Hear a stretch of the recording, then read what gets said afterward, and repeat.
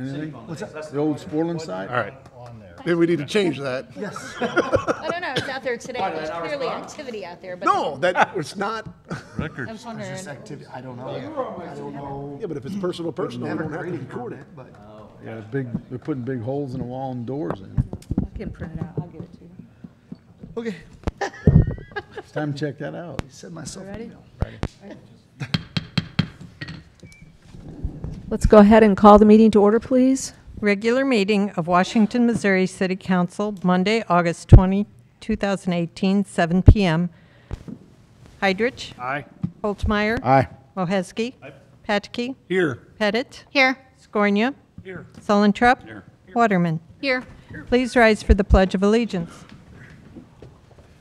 Pledge allegiance to the flag of the United States of America and to the republic for which it stands, one nation, under God, indivisible, with liberty and justice for all. Bless you. God bless you. Bless you. Will all the council members answer if they have or have not read the minutes of the council meeting dated August 6, 2018? Heidrich. Aye. Holtmeyer. Aye. Moheski. Patke. Yes. Pettit. Yes. Skornia. Yes. Sullentrup. Waterman. Yes. Having read the minutes, are there any questions or comments? If not, I'll make a motion. Second. Okay, we have a motion by Heidrich, seconded by Patke, to approve the minutes from our last meeting dated August 6, 2018. All those in favor signify by saying aye. Aye. Opposed? By your vote, you approve the minutes. Thank you. Approval and adjustment of agenda, including consent agenda. You have nothing under the consent agenda. It's a good thing. So we need to entertain a Just- motion to yes. approve the agenda. Approve the agenda. Second. Okay, we have a motion by Moheski, seconded by Heidrich, to approve the agenda. All those in favor signify by saying aye. Aye. Opposed? By your vote, you approve the agenda. Thank you. Priority items, mayor's presentations, appointments, and reappointments. A proclamation presentation to Mary Trentman. Proclamation brought this to me.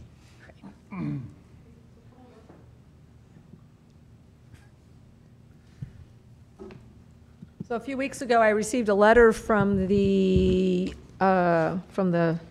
big clerk organization, the municipal clerks, I guess, and telling me that Mary has recently moved up to the next step and has some new certifications and everything like that.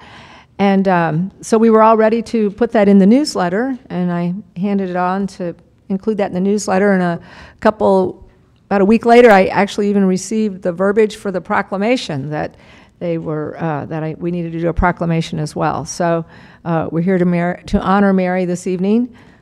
She's the keeper of our records. You're the Sunshine Law person, and so we're here to honor her and congratulate her on her next level of training. So, a mayor's proclamation, City of Washington, Missouri, recognizing Mary Trentman, August 20th, 2018.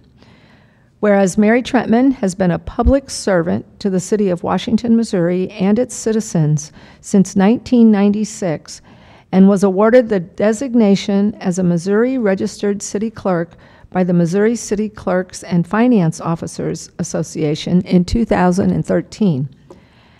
And whereas Mary Trentman has demonstrated a desire to enhance her skill as a municipal clerk by pursuing continuing status with additional training from the Missouri City Clerks and Finance Officers Association, as well as certification from the Missouri Municipal League as a certified municipal official.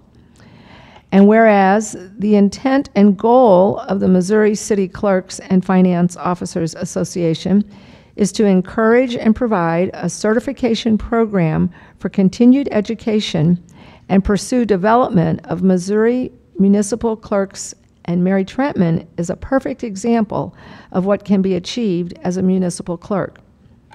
And whereas Mary Trentman, having demonstrated her dependability, leadership, and desire to learn, was awarded the designation of Continuing Missouri Registered City Clerk by the Missouri City Clerks and Finance Officers Association on July 20th, 2018.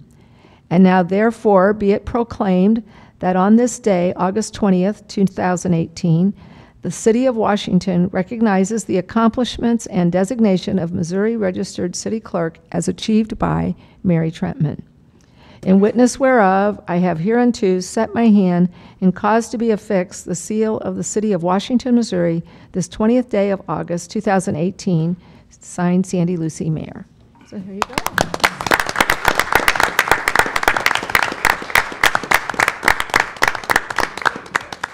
There you go, Mary. Thank you. Just thank the council for supporting me and keeping it in the budget that I can continue my education. Thank you. Sure.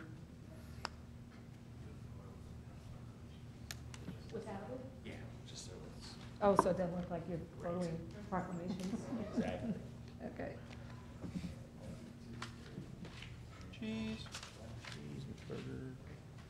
Very good, thank you. Some of those and some of those are not. You're in the background. I've learned that. Oh, sometimes we're in the back. Sometimes we're in the background. Oh, okay. So at least got one presentable. Don't try to. Usually Public hearings, special use permit, roadside stand food truck, 6791 Highway 100. All right. The clicker is mysteriously gone, so I'm going to have John be my clicker tonight. This first one is a request for a special use permit for a roadside stand at the ZX gas station at the corner of Bluff Road and Highway 100. They are requesting to have the roadside stand special use permit because if you remember how the code allows, you can pick any location to be approved in-house in that location for up to 10 times in 1 year. And if you're going to be there for more than 10 times, you have to get a special use permit. So if you go to the next slide, you can see the zoning. It's zoned M2 heavy industrial because that lot is part of the WW Industrial Park subdivision. However, that use, even if there were a more permanent retail use, is permitted in M2, so there's no issue there. And then next has a site plan, just a real basic site plan showing the proposed location. It's a food truck slash food trailer. I think it's a concession trailer. I think is how it's described in the application. 7 by 16 on its own, and then can be hooked up and taken away. The location they're proposing does not take up any of the approved parking for that gas station, nor is it in a fire lane or drive aisle. So we have no issue with the location, and we do recommend approval. And I do want to mention the letter, I think, does say Jason Condabender, which I brought up last time. I don't know where that, it must have been a mistake somewhere that we carried over from an application or a letter, and it is Jacob Condabender. So. Are there any questions or comments? Thank you.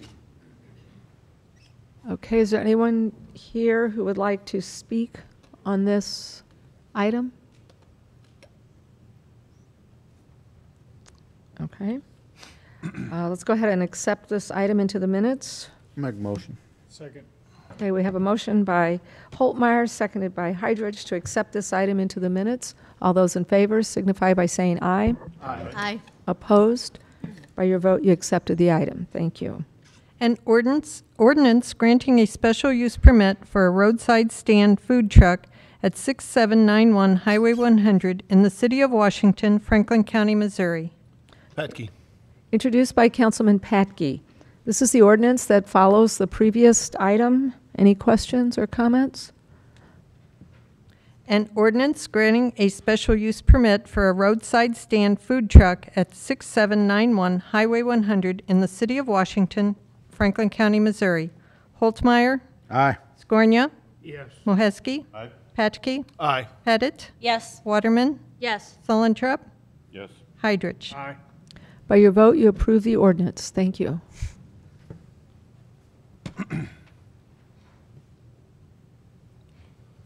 Special use permit, roadside stand food truck, 216 West Front Street.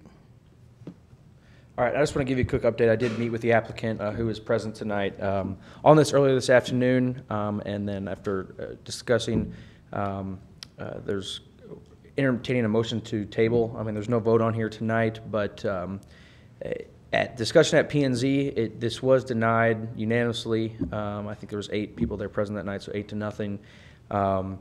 The discussion was that really to put the ball back on city staff to modernize our code when it comes to food trucks and permits. We've kind of been The way we do it now with this roadside stand, I will admit it's not necessarily sustainable because a roadside stand is not necessarily the definition of a food truck. That's when you have something you're setting up on private property. But if you go to any other city that has food trucks, they're typically parked on a city street, and then they're on somewhere where there's high traffic. And there's got to be some stipulations, obviously, to that. So what I'm going to do is research that, give a proposal to P&Z in September on a code amendment for a food truck license, and then obviously we'll bring that to you after with their recommendations. But really, there was no point in moving forward with this. We discussed this previously, and then it went to P&Z.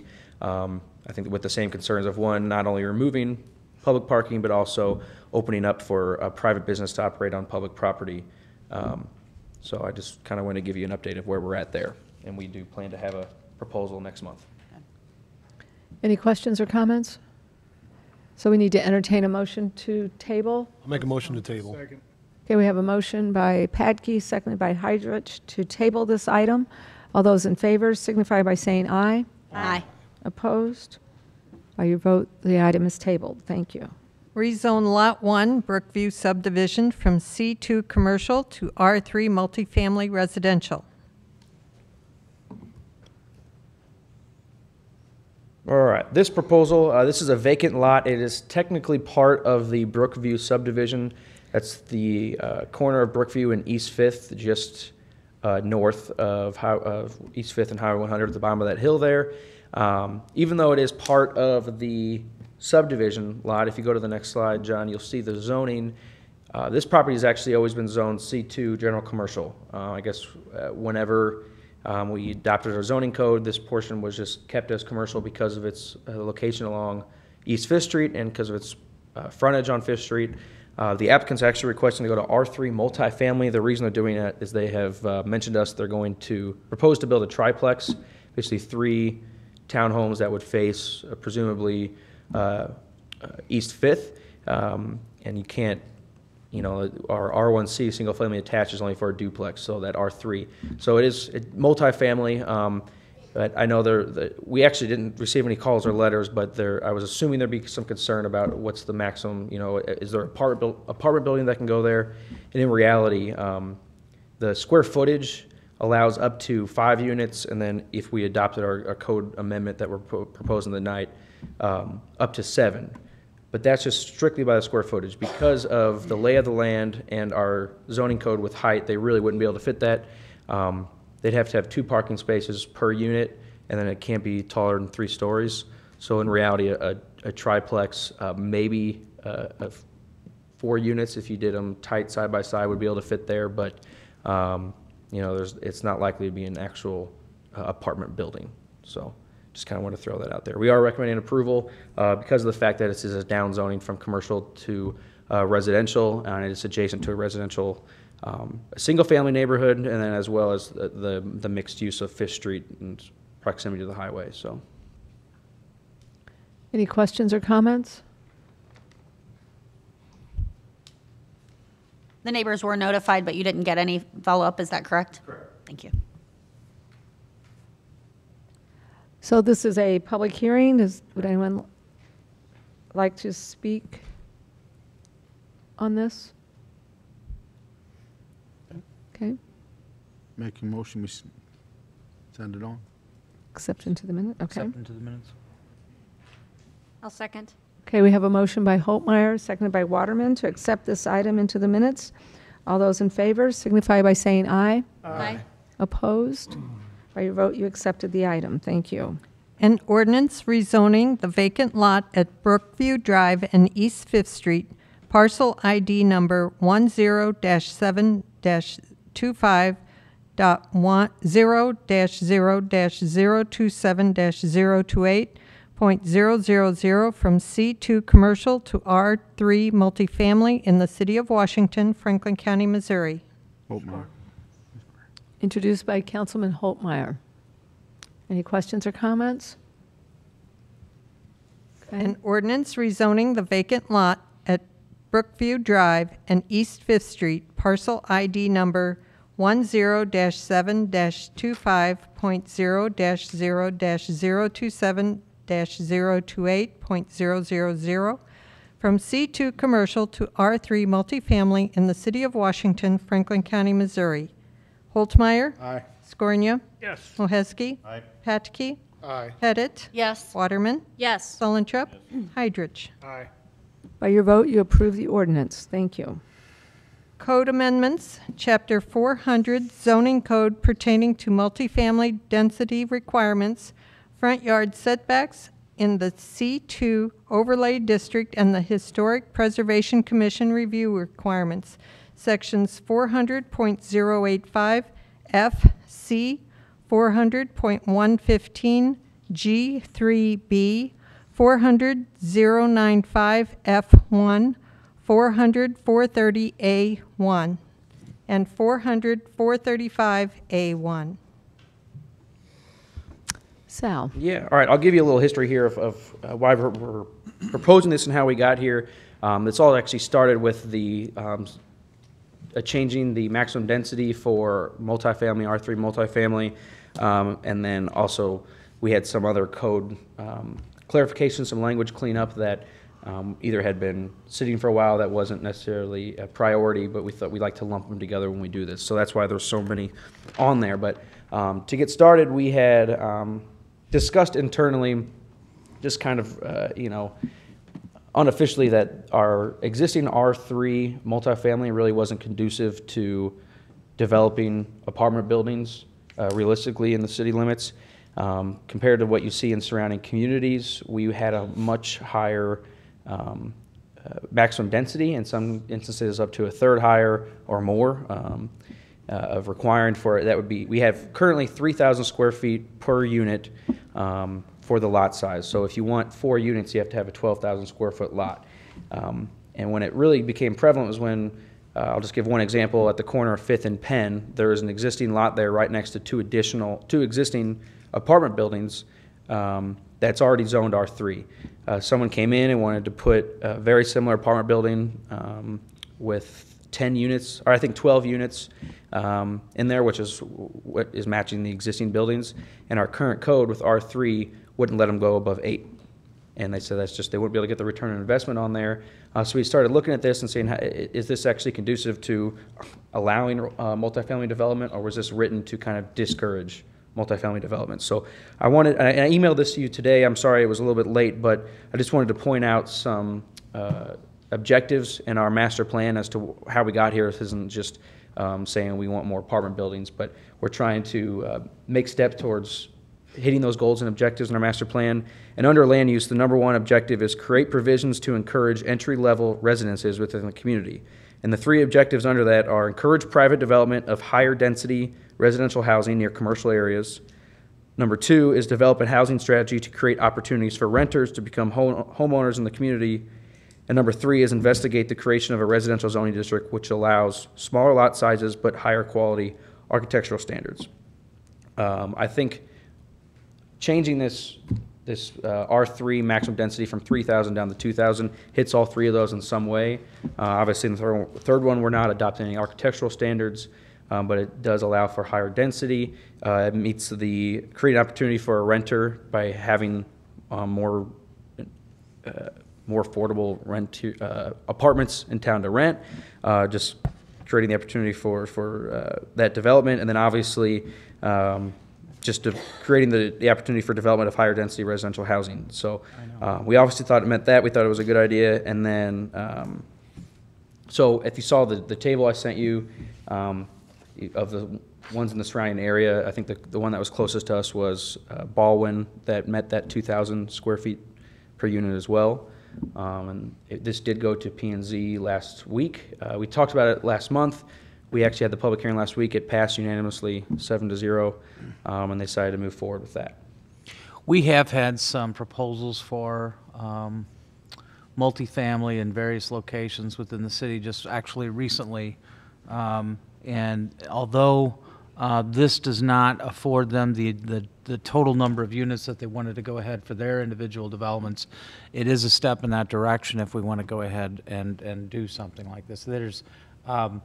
We have had this issue in the past. This isn't a new one. As far as that goes, it was always the 3,000 square foot, and it does limit the abilities, you know, for people to go ahead and do those types of developments. And especially if you're not in a certain zoning district where you don't have maybe density requirements, such as I think the downtown. Right. For example, you wouldn't see the developments that we have currently going on down there today under these standards. They wouldn't meet this. So just food for thought that it's not just, this is something that's been kind of researched in the past, or at least it's been discussed in the past, but we've never brought it up to give them, at least Planning and Zoning Commission, at least an idea of what our surrounding communities have. And as you can see, we are, they're a little bit more easier to go ahead and develop in those other communities than what we have. So. All right, and I don't need a motion for individuals, so I can move on if you don't have any questions on this topic. So these are all lumped into this one. Yes, and there's no ordinance tonight. This is just discussion. If I get the go-ahead to proceed as is, I'll have an ordinance drafted at your next meeting. So are there any questions about this one? Sounds good. Okay, the next one, John, we actually hit exit out of there. Just it zooms in, easier for me to see. There we go, and just scroll down for me. Sorry, I don't have it in front of me. I was just going to use the screen.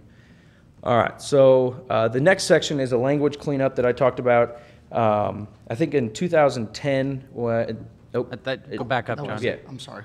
It's just the second page. There you go. There you go.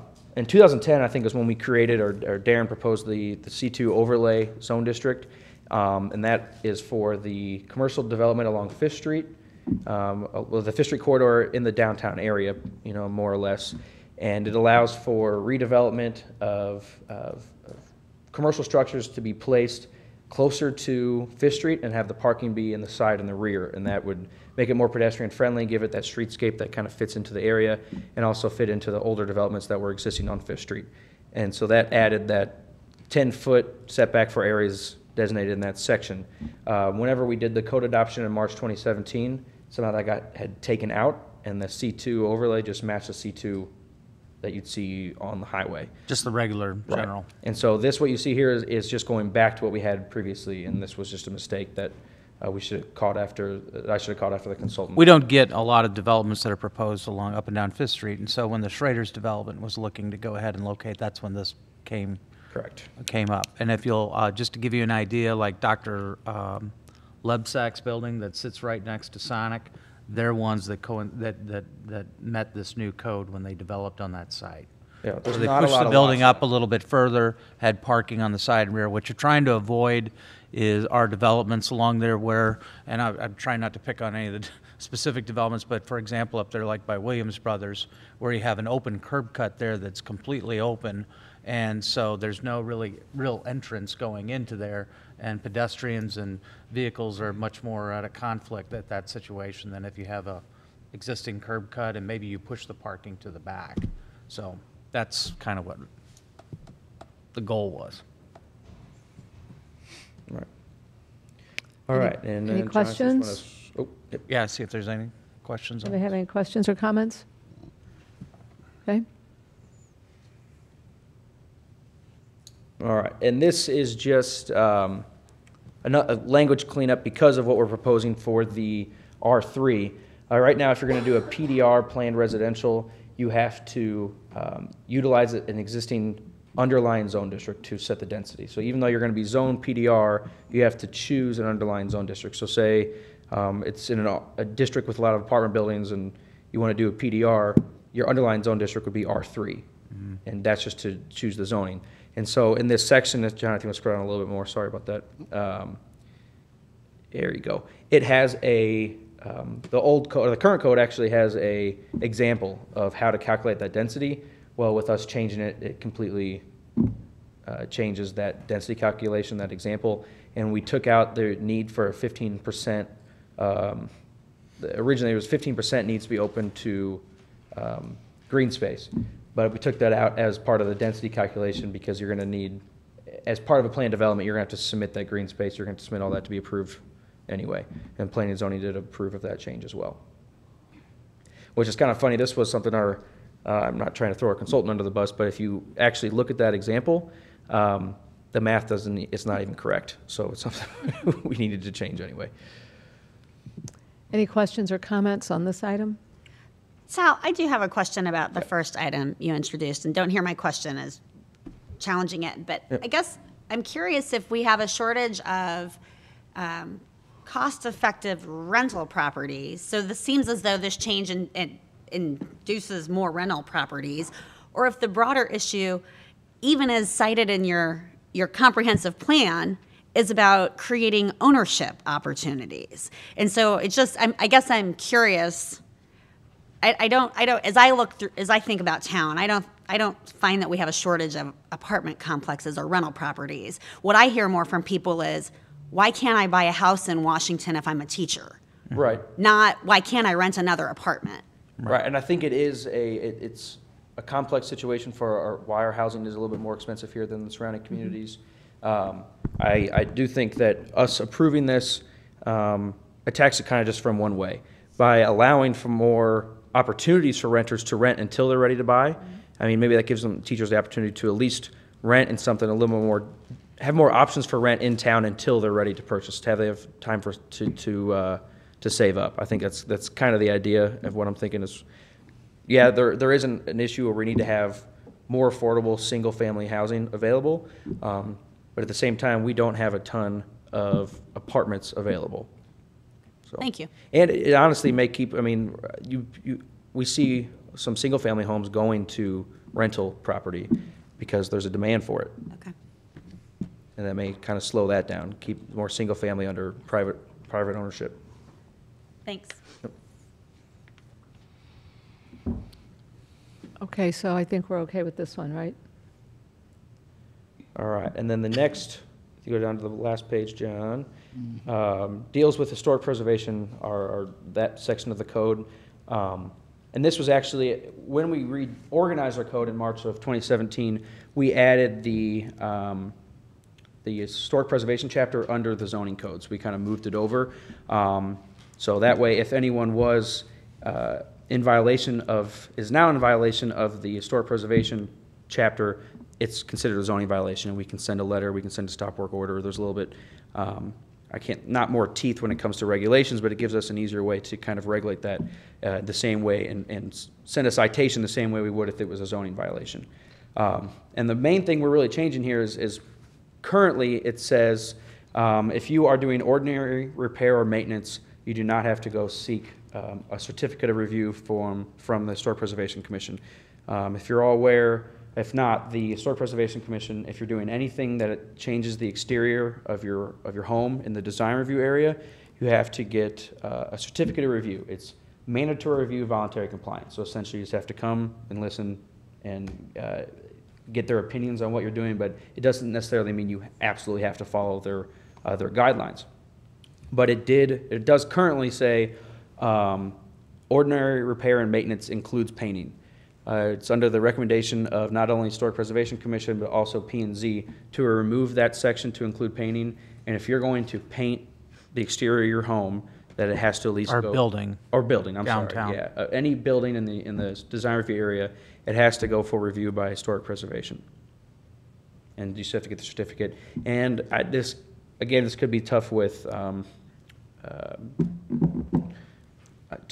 actually enforcement, because it's there's no building permit when you have to do some of these things. But just like people can change their zoning use without seeking approval, and if we catch it in time, we can send a notification letter, a stop work order, whatever. I think that's kind of the idea here. If we have a lot of eyes downtown, we have a lot of people who are always paying attention to what's changing. If you see that something's getting painted that, the Historic Preservation Commission, they realize they didn't look at, then we can try and at least pause and say, hey, look, you need to come in and at least get your certificate of review. Years ago, when this portion was brought in and we added the mandatory review portion to the code, they were very specific that they did not want to tackle on the maintenance issue, and that included the painting. So if somebody was going up there and just painting the outside of the windows and you didn't like the color, et cetera, I will let everybody know that it's not just arbitrary at the taste of the Historic Preservation Commission. There are design guidelines that we have as a book that they try to follow and make sure that the applicant is aware of those design guidelines. So the same thing, I would also have them look to see if there is, like, for example, if there's a schedule of paints, or if you will, or whatever paint colors that you want to go ahead and utilize, then it probably needs to be added to that design guidelines book, so that it's very clear, so that people know this is the colors that you're looking for, et cetera, not this. And so that way it makes it very clear and very easy. And you don't want to get it to a situation where you get into a discussion up at the Historic Preservation Commission where they're just arbitrarily saying, well, I like that color, but I don't like that color. So. Well, it's more of an educational thing for Correct. people to come in, and we can explain to them why we're doing this, and then, they can do whatever they want, but at least educate them. If they want to go along with it, that's fine. If not, that's Right, and I think fine too. the hope is to have property owners in the design review area to see the Preservation Commission as a resource, almost as like a free consultant, because if you open our color palette, it's 4 pages, and it's got 3 colors for each of here's what looks good together, here's what fits into different areas of downtown. And some people, a lot of people may see that as a resource if they're not sure exactly what they want to paint. And it's not just 6 colors. Like I said, it's 4 pages. There's a lot of options that you can go and go through there. So I have 2 questions. So the first one, I heard Darren say they didn't want to tackle maintenance. And my question is, if I'm painting it the same color it is that covered by the change you're proposing? So I might already have my house painted some insane color, but if I'm just painting it again the same color. That's an argument that you can make of why that's on the flip side, that's, you're stopping them from moving forward with there until they get that certificate of review. I would say, to answer your question, I think even if it's the same color, doesn't matter. Still, it's got to come back before them with this change. Okay. almost to say in writing on an application, yes, I'm painting it the same color kind of thing. Yep. So that might be, even as I read this, I was like, ooh, that might come up for people. Yeah. And then my other question, and I know this isn't what we're discussing, but I guess at some point I'd be curious, are there communities, ours is Mandatory review. correct. Voluntary compliance. Voluntary compliance. Are there communities where they do have stricter requirements about? Oh, absolutely. Oh, yeah. Webster Groves, Kirkwood. St. Charles. Charles. St. Charles, it's mandatory review, mandatory compliance. And that gets into, it's opening up, not only of actually getting that passed, but to write that section of code, you're going to need very specific architectural guidelines. Because it can't be willy-nilly on what's approved. It has to be that specific, and you have to have the architectural guidelines in place, which I guess is something that was maybe discussed years ago. Oh, it was discussed years ago. Trust me, we filled this room up that night. I think the mayor remembers that. I think you were in Front row. You were head of the Historic Preservation Commission at the time when these When changes any were going through. idea when that was? 2008. Yeah, I bet, because I think it was 2007, Stratman was 2008. here. And yeah, I bet We it had was. a list of changes that we wanted to do to downtown, and so and part of it even had to do with I don't want to belabor this discussion further than it needs to, but there was having residents, no residential on the first floor. You could only do commercial. They wanted certain types of businesses on there, so that never went necessarily. There was also going to be a limit as to the number of height of the stories that you could go ahead and do, and that portion got struck down as well at the time. I think we're still at 8, correct? So there was a thing to go ahead and make that like 3 to 4 stories at that time, and so the 8 stayed in, but this was also included with that, and so this did get passed. And I will tell you that the Historic Preservation Commission also made themselves available on we knew that there would be some pushback probably from property owners, so they made it to themselves. You didn't have to wait until their regularly scheduled meeting in order for them to review. They would call in a session within 2 days if they needed to. Right. Do we know our compliance rate now? Or the number of people who seek our advice and then follow not our advice, but the Historic Preservation No, it's Committee? difficult because actually, if you scroll down a little bit more, there is one more change to specify. Because right now, windows, doors, roofing, if it doesn't require a building permit, we didn't even chase it. And now that's kind of getting the education out there. It's including but not limited to painting, window replacement, roof replacement, awning replacement, construction of new doors. I will say that I do get, our Historic Preservation Commission is good about keeping an eye out. I get calls or emails often if someone's saying, hey, you know, look, they're doing this, don't they, it's in a facade improvement, don't they need a review? Did you see what color the Pettits painted their house? Yeah, Is that yeah. what that you're thing. talking about, right? Right. So, I get that a lot, so I do think, I mean, we have a pretty good, We also have our building department is aware of that area, and so any addresses that pop up in that thing, they're able to go ahead and say, hey, wait a second, is this in the Yeah. local historic area? So that they can go ahead and bring it to their attention. it is flagged on our building permits. You have to mark, no matter where you're in town, if you're in a historic district or not. Thank you. Yeah, that was an interesting night. Yeah. So. That's all I got. Okay, any questions, other questions? So tonight, we just want to accept this into the minutes? You want to open the floor and see? if Oh, I anybody guess has I any do. comments? Does anybody have any comments? Mary, you wanna- Mary, do you want to say Greg? something? Greg? Okay, so we need to accept this into the minutes? I'll second. Okay, we have a motion by Moheski, seconded by Waterman, to accept this item into the minutes. All those in favor signify by saying aye. Aye. Opposed? By your vote, you accepted the item. Thank you. City of Washington tax levy. Mary, it's your turn.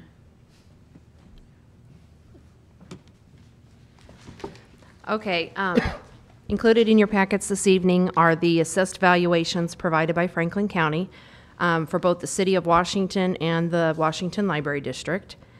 So the assessed valuation for the City of Washington for the proposed tax year is $328,823,029, which includes both real estate and personal property tax, and that's an increase over last year of approximately $6 million.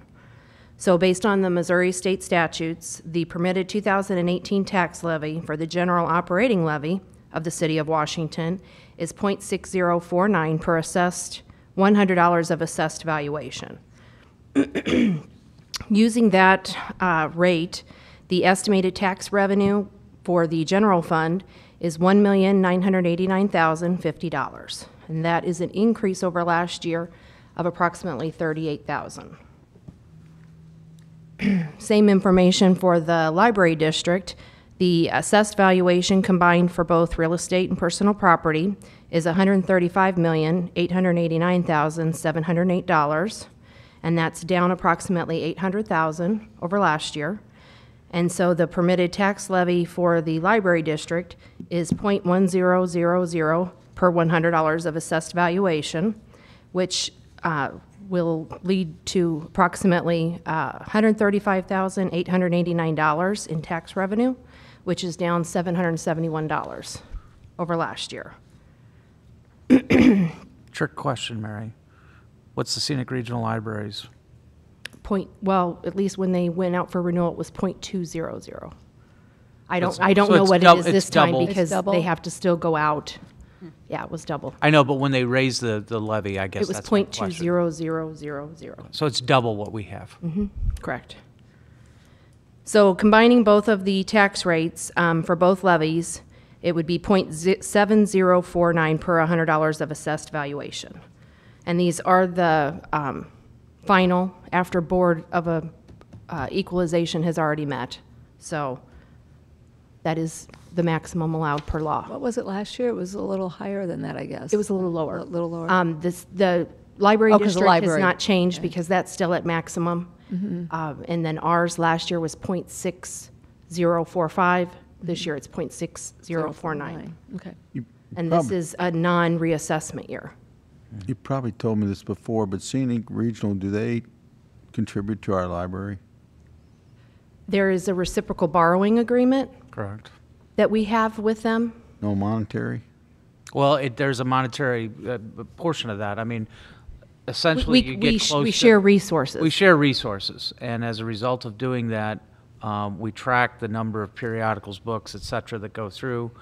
We do get an increase of about $70,000 a year, but the library budget is a whole nother discussion at some point that we probably will be talking about in the future. Okay. So, All right. but I do want you to know that that is as a result of that agreement, because that's probably going to be coming up to you again. That agreement will be coming up to you again, I think, next month, because I think it's so. due. Okay. Thanks. Any other questions? Any questions of Mary? Okay, thank you. Okay. Need a motion to accept this? I do open Oh, up well, gosh darn, there's, public hearing. want to say anything, Greg? Okay. I make a motion. Okay, we have a motion by Holtmeyer, seconded by Moheski, to accept this item into the minutes. All those in favor signify by saying aye. Aye. Opposed? By your vote, you accepted the item. Thank you. An ordinance levying and imposing for the calendar year 2018 a tax upon all real estate and taxable tangible property in the city of Washington, Missouri for general municipal purposes and for a free public library. Introduced by Councilman Scornia. This is the ordinance that follows the previous item. Any questions? An ordinance levying and imposing for the calendar year 2018 a tax upon all real estate and taxable tangible property in the city of Washington, Missouri for general municipal purposes and for a free public library. Holtmeyer. Aye. Scornia. Yes. Moheski. Pataki. Aye. Pettit. Yes. Waterman. Yes. Sulintrop. Yes. Heidrich. Aye. By your vote, you approve the ordinance. Thank you. Citizens' comments. Greg, that would be you. Reported department heads. John? Yeah, I do want to give a quick update on Bluff Road. Bluff Road at Highway 100 was closed this morning at approximately 8:15. We did have about an hour where there was a little bit of traffic congestion in the area, but I was made aware that was pretty cleared up pretty quick. Detour signs have been put up midday. We did change changeable message boards to just to give the public as much notice as we can to utilize Vosbrink. I do believe there was a minor incident late last week, fender bender type situation on 100, but I would just continue to encourage everyone to utilize great caution when utilizing the intersection. It is going to have an increase of traffic, and then all public that is utilizing the industrial park from city limits to consider using West Main just to try to alleviate traffic as much as possible. We are approximately 20 days into a 90-day project.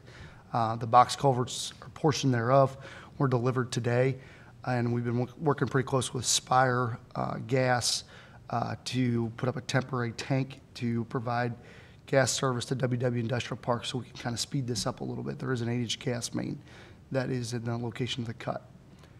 So if anybody has any questions or concerns. When do you see the height of using Vosbrink? When are you going to see a lot more traffic on that, you think? The height as far as throughout the day, or I would say it probably would increase throughout this week yet. People just kind of getting used to it. Buses are already utilizing it. We haven't gotten any, haven't received any concerns with the bus barn essentially. But traffic in and out of in and out of the industrial park is pretty sporadic. It gets peaks and lulls. We don't have a total list of when shifts are let out. I know they stagger them as much as they can, work with each other, but. Is there a need for any pre-warning signs there where they have the lights? I mean, pre-warning maybe further up because you're coming around 2 curves there on both sides? Has anybody? On eastbound, westbound, both bounds? Just because I traveled that quite a bit and I happened to notice it. Yeah, through there. Yeah, we're utilizing 2 eastbound. We're utilizing because that's really the concern for me is as you're coming down the hill, just not seeing it. So eastbound traffic, we have 2 changeable message boards. We've added channelizers or trim lines, cones essentially along the entire shoulder, and there is the static signal sign as well that was added. As far as like lighted signs, So when did they put that in there? Is it? and that's been in for the duration of the project. 20 days. I'm overlooking it. We've utilized some, we've done what we could to get people to read message boards with some, some unique wording at times to try to get people to pay attention to the signs. I drive that way every day, and I stop in and I talk to people that, New Haven area, just, are you guys reading the signs? I get mixed results. So we're doing what we can to bring attention. I know the Missourians really been helping us out a lot with getting the information out, and I've been probably inundating people with their Facebook feeds. But overall, we're receiving 1 to 2 complaints a day of you're stopped on 100 maybe when there's nobody at Vosbrink. It is on a timer system now. We are looking into improving that. But overall, it's going relatively smooth. Anyone else? Okay, thanks. Okay, thank you. Ordinances, resolutions. An ordinance authorizing and directing the execution of a second amended fixed-base operator agreement by and between the City of Washington, Missouri and Washington Aviation, Inc. Holtmeyer. Introduced by Councilman Holtmeyer. Okay, this is just an ordinance to extend the previous extension. It's a 3-month extension to the fixed base operator agreement. We did have a 3-month extension 3 months ago, but we are needing a little more time to work out some of those details. It's the same terms as what the previous 6-year agreement, I believe, was. Correct. So it's just we want to work out some details. There's construction still going on at the airport, and we're trying to close that project out. And with all that going on, it wasn't the primary focus. So we're just requesting that we extend it one more time. And we have had a couple of meetings with them to discuss the particulars of the contract. And I would also add, too, that we did only receive one fixed-base operator that wanted to operate at the airport. So we did go out for qualifications. So. Okay, any other questions, comments? An ordinance authorizing and directing the execution of a second amended fixed-base operator agreement by and between the City of Washington, Missouri and Washington Aviation, Inc. Holtmeyer. Aye. Scornia. Yes. Moheski. Patke. Aye. Pettit. Yes. Waterman. Yes. Sullentrup. Heidrich. Aye. By your vote, you approve the ordinance. Thank you. Commission, committee, and board reports. An ordinance approving the final plat of Highland Meadows, Plat 4 in the City of Washington, Franklin County, Missouri. Patke. Introduced by Councilman Patke. Yeah, this is this is the final plat for Highland Meadows. You guys approved this preliminary plat 2 meetings ago. They had to that Don Avenue portion of Don Avenue where it's shaded. They had to submit a letter of credit for that, and we got the commitment from the Bank of Washington, and so that's what we were waiting for before we got the final plat approved, and so we're ready to move forward. Is there any particular plan for this? Are we just going to keep adding little bitty? No, he has a gym that has requested to purchase lot 7. I know, but I mean. For the whole development, no. For the whole rest of the development. Yep, yeah, our master plan shows Don Avenue going west and connecting to Pottery Road. But no, we do not have Okay. a plan from the developer yet. Any other questions or comments? It would go to Old Pottery Road, not. Yes, correct. Okay. An ordinance approving the final plat of Highland Meadows, Plat 4 in the City of Washington, Franklin County, Missouri. Holtmeyer. Aye. Scornia. Yes. Moheski. Aye. Patke. Aye. Pettit. Yes. Waterman. Yes. Sullentrup. Heidrich. Aye. By your vote, you approve the ordinance. Thank you. Mayor's report.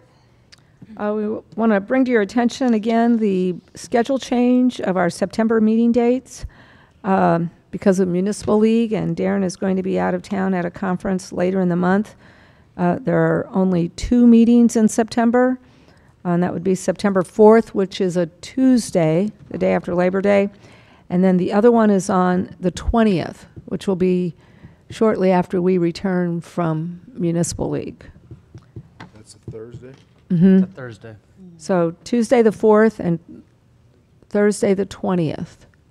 And we'll be sending you probably reminders and things, but we need to get that on our calendars. Ops and admin is unchanged. We will not be having. We're not having it. An ops and admin. So there will only be the 2 meetings. And if department heads have something to bring up, they'll just bring it at the 20th meeting. I'll bring it to the council meeting if they need to. Because that will be our last budget, our last month of our budget. Last meeting before our budget change, Yeah. new fiscal year. Okay. City Administrator's report. The only thing, Mary and I have been talking budget over the last week, still meeting with some department heads and discussing some cuts in order to try to go ahead and bring you a balanced budget. We hope to have that to you by next Monday when we have our budget workshop. So the focus of next Monday's meeting will primarily be that budget and some goals that we've set out for the next coming year for the city. And I'll probably just be asking department heads to make their comments at a minimum. We'll just focus on that budget workshop. So, but if they have something that they need to get out, that's fine. So, but that'll be kind of the, it'll be a little bit of a different agenda for you than next Monday. And then I have one item to discuss with you in executive session. Council comments? Yeah. Have any comments? John, I was reading about our recycling program. Is with the way things are going, is we're going to have trouble getting rid of our one source recycling. The way things are in the city, I hear there might Kirkwood suspended theirs. Correct. There was a Post-Dispatch article, I believe it was Friday, that the city of Kirkwood has suspended their single-stream recycling. I don't know the details. We're trying to kind of look into that a little bit, reaching out to Kirkwood. I will say in that article, they said they were paying $35 a ton to get rid of essentially their single-stream recycling rather than having maybe receiving $5 a ton or breaking even on it. They were physically paying out the $35 a ton. This all came from what I understand, and I'm working with the distributor, or whatever you want to call it, the recipient of this single stream recycling on why this is coming down, but I believe it was from the, I think the China government has stopped taking in American single stream waste because people are commingling residential trash into their commingled recyclables. So the value of that recycling has gone down, and they're not accepting it to a highest standard. Now, I will say that when we talked about this single stream recycling, they do grade every truck that comes in. So essentially, and I don't know, maybe Kirkwood is on some sort of a blacklist, or their quality is much lower than what ours would be. I don't know that. I've not talked to them, but that may be one potential. Keep in mind, we're still using the bins. I know Kirkwood uses the tipper style, the larger containers, and it's pretty easy for somebody to throw a pizza box in with 5 pieces of pizza or something, that we would not have that problem, at least to that level. So I had that call in today. I've not, to the actual distributor, I've not been able to contact him. He did not get back with me. I would also keep in mind that even if we were essentially blacklisted, or that recycled material is $35 a ton, we have about 10 tons a week is what we project. It's very small numbers, not very high numbers. Our landfill tipping fees are right now at $80 a ton. So, and the city of Washington only utilizes 20% of the waste that goes to the landfill. So keep in mind the money, and I've not put pen to paper yet, but it still may be cost beneficial for the city to continue down this path. I just heard. Yeah, no, Kirkwood, we're evaluating it. There's no alarm per se that we would, we're not going to get rid of recycling. And quite honestly, I think right now we're still going in the right direction, albeit it was at a much higher rate, and maybe the payback on some of that infrastructure, or trucks, the truck, for example, would pay back quicker. Right now, I just don't have that evaluation done, but it is a priority this week. All right. So, Thanks. regardless, we do need to look at our recycling operation in general. No, yeah. It's a very labor-intensive operation that has virtually zero payback. Well, it's quite frankly, it's quite negative. Correct. It's subsidized heavily by the landfill. Yeah. Heavily. Thanks, John. Good question. Anything else? Any other questions or comments?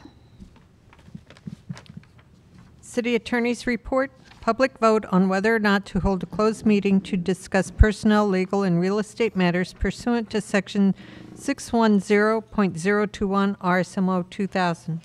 Holtmeyer? Yes. Scornia? Yes. Moheski? Patke? Yes. Pettit? Yes. Waterman? Yes. Sullentrup? Heidrich? Aye.